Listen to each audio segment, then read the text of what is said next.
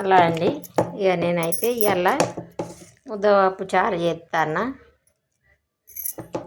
పప్పు అయితే మస్తు మెత్తగా ఉడికింది కుక్కర్లో ఎత్తే.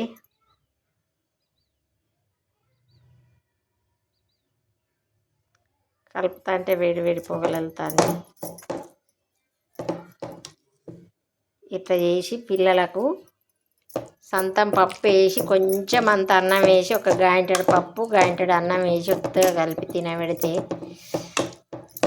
మస్తు బలం అండి చిన్నపిల్లలకైతే.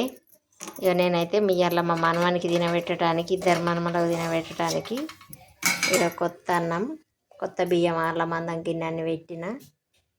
ఇక పెద్దోళ్ళకైతే పాత బియ్యం పెట్టిన. ఇది పెద్దోళ్ళకు. ఇక ఇదైతే కొత్త బియ్యం అన్నం. ఈ పప్పు వేసి తినబెడదామని నెయ్యి వేసి ఒక చెంచాడంత నెయ్యి, కొంచెం ఎల్లిపాయ కారం వేసి తినబెడితే సూపర్ తింటారు మా పిల్లలు అయితే. ఒకవేళ మీకు ఎవరైనా పిల్లలు ఉన్నోళ్ళు అట్లా పెట్టండి. చిన్న పిల్లలు ఉన్నోళ్ళు మంచిగా బలం పప్పు తింటే, కందిపప్పు. మా మనవనికి అన్నం ముడితే ఇక చూడండి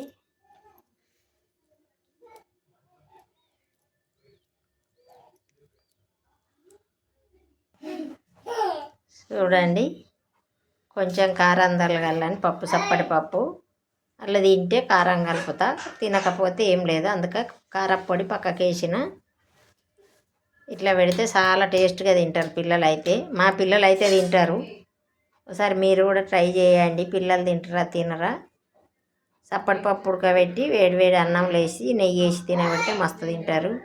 బాయ్ అండి.